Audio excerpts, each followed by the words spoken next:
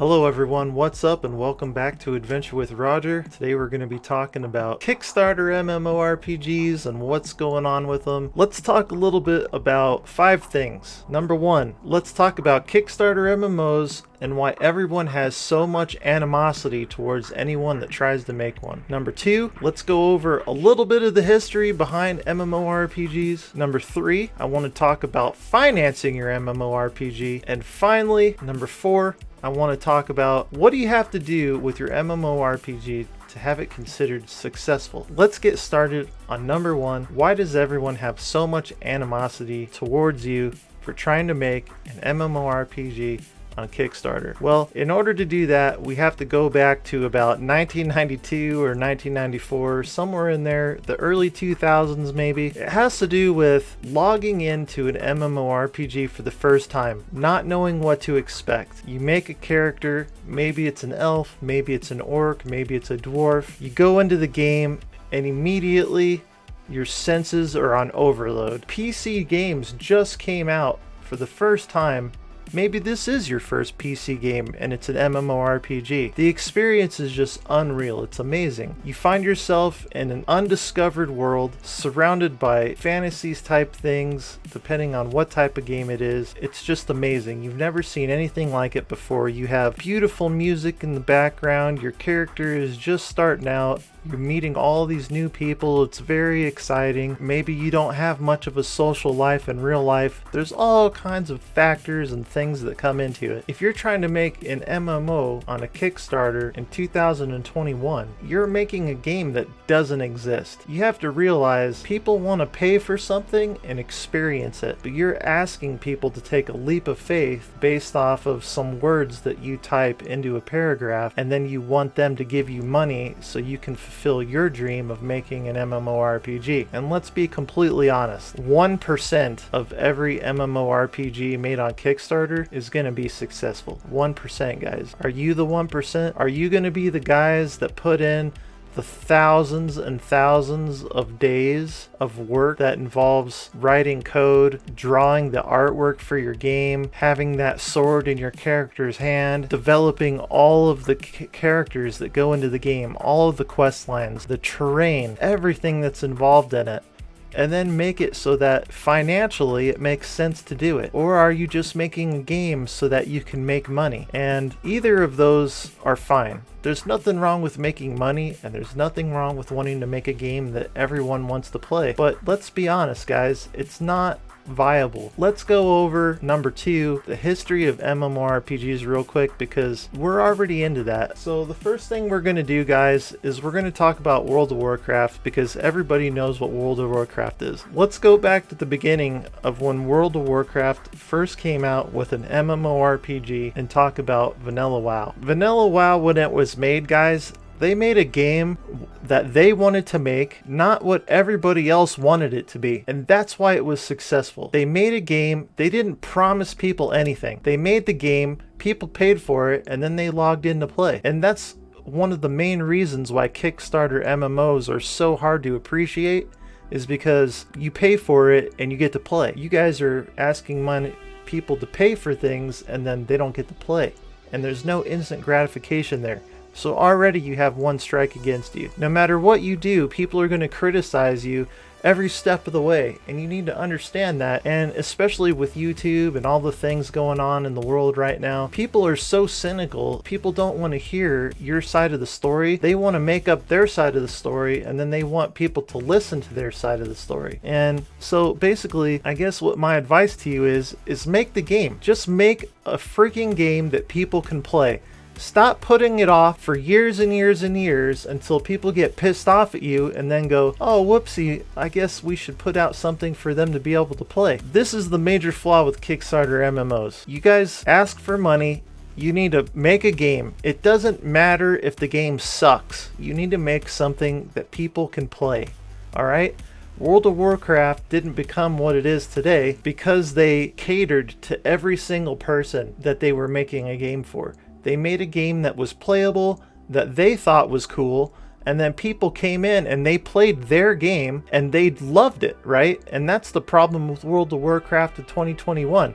They try to cater to everyone, They listen to what everybody else thinks, and now they have this Care Bear game, and everyone hates them for it because they're not continuing to make the game that they want to play. They're making a game that everybody else wants to play. And it doesn't work that way, and it's never going to work that way. And as soon as people start to do that, it's when their game is just going to fail. And that's what so many MMORPGs have done. Alright guys, let's talk about Lineage II real quick. Alright? Let's go back to like 2003 or 2004. Bought this at Best Buy, took it home, installed it, started playing it. It was the most amazing thing I had ever played in my life. The music was amazing. The graphics were amazing. I had never played an MMORPG before. I just fell in love with it. I was addicted. I was playing 20 hours a day, 6 days a week. I was still living in my parents' home at the time. It was just it was an incredible experience. You can't go back and you can't relive those things no matter how hard you try. And Csoft, you know, you think they really give a crap about the players anymore in 2021? Have you gone to try and play Lineage 2? I mean, it's full of bots and it's pay to win. So, great game, guys. Thank you for the memories, I guess. I got this box somewhere around 2011 or 2012. You guys know what this is? This is the special deluxe edition of Terra Online. This is what games used to look like. You didn't buy them online. You went to the store and you bought packages. It has a handbook in here. This still smells brand new, like leather.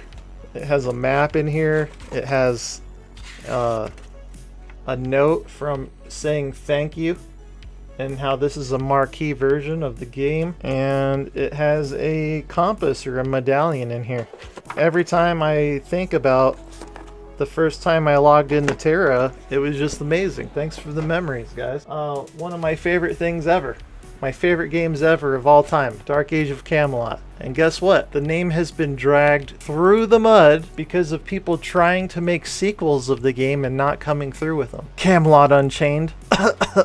Alright guys, so I guess what I'm trying to say in a nutshell is that you're messing with people's emotions when you say you're going to come into Kickstarter, and there's several games on Kickstarter right now. I guarantee you if I go there, they're going to have something in their game title that says, this is the last game you're ever going to play, and it's going to be the biggest, most amazing game ever made, and blah, blah, blah, blah, blah. And then they're asking for like 10 grand to make it. So let's get serious here, guys, and let's stop like jerking everybody off, because when you guys make a game on Kickstarter where you start saying that you're going to make a game for like 10 or 20 grand, everyone just wants to punch you in the face. And I'm being dead serious about this. Like, people don't like being lied to. And if you ask for such a small amount, it's just blatantly obvious that you plan on making a game that's never going to come out. So with that, let's talk about number 3 and go into the financing of making an MMORPG. Alright guys, even if you are a single man trying to make an MMORPG in 2021, you have expenses, and it's gonna take you at least a year to make an MMORPG that's worth a shit. So let's talk about how much that's gonna cost. If you're a family man and you have a family and things like that you have to take care of, maybe you're single, maybe you live in an apartment and you have limited expenses. Anywhere you are in the United States, to survive for a whole year, you're going to need at least $35,000. I mean, right off the bat, you have to be able to feed yourself, you have to have a place to live, and you have to have a computer that's capable of making an MMORPG, and you have to have an internet connection. So those 4 things right there alone, you're going to need at least $35,000 just for yourself. And that's not paying yourself anything, that's just to live. Alright guys, if you want to be realistic, you can't make an MMORPG with one person. I mean, you could, but it would be very, very limited. And if that's what you want to do, knock yourself out. But if you want to be completely honest with yourself, you're going to need to hire at least one other developer, or maybe 2. So let's talk about how much it costs to hire a developer and have a salary for those developers over the course of 1 year. And we're only going to do 1 year because, to be honest with you, by the end of 1 year, if you're doing a Kickstarter campaign, you better have something that people can play, or otherwise it's pretty much a scam, guys. I mean, let's be honest. Do you want to buy something online from Amazon and you have to wait a year before it gets to you, and then it gets to you and it's not finished? I mean, no, you don't. So let's talk about it real quick. At minimum, you're going to need to pay somebody $50,000 per developer, and these are going to be like bottom of the run developers. These are going to be guys that, just to be honest with you, either love your project or can't find a job as a developer for another game company, and more than likely you're going to need somewhere around $70,000 to $120,000 per year for a good game developer. So if you want to hire two, you're going to need $200,000 plus another $35,000 for you to get paid yourself or just live. So let's be honest with you and just say you need $50,000 for yourself and $100,000 each for each game developer. That gives you 2 full-time game developers for a year and a PR guy, which can be yourself if you're that type of person that's going to do it. You're going to need $235,000 as a minimum to get a game going and develop it and have it something ready for someone to play in 365 days. I'm not going to beat around the bush and talk about anything else more, even though I have a lot of ideas for MMORPGs.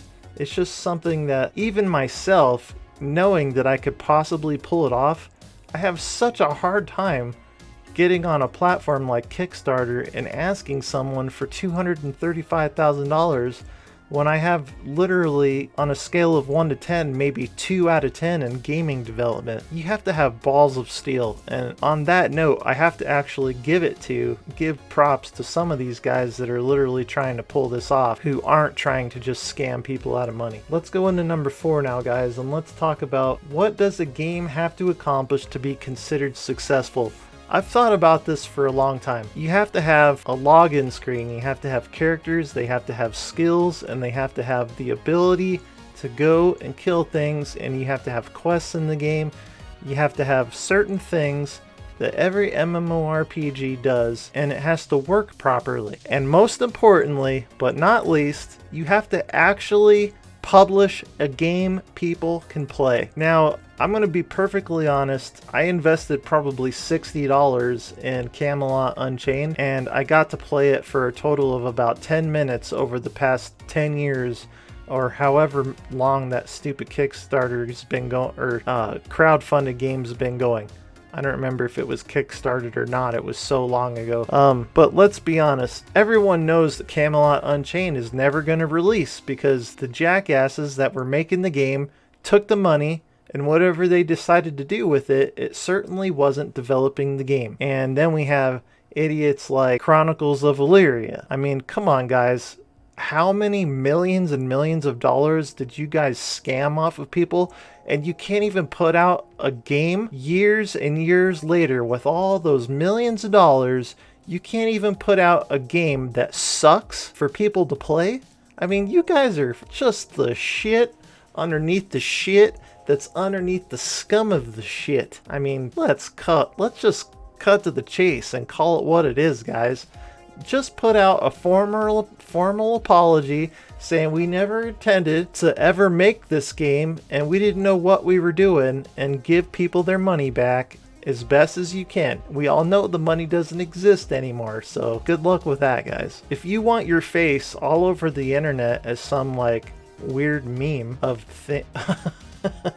then make a Kickstarter MMO and then not fulfill what you guys are talking about, I guess, if that's the type of life that you want to live. I'm not sure, man, but alright. So what does a game have to accomplish? It doesn't have to accomplish a lot. You just have to publish a game. You have to publish a game. It doesn't matter how bad it sucks. You just have to fulfill the agreement. Alright, guys? And then in the years to come, as people play your game and buy cosmetics or whatever you're going to do to fund the game, a monthly subscription or whatever you're going to do, then you improve the game.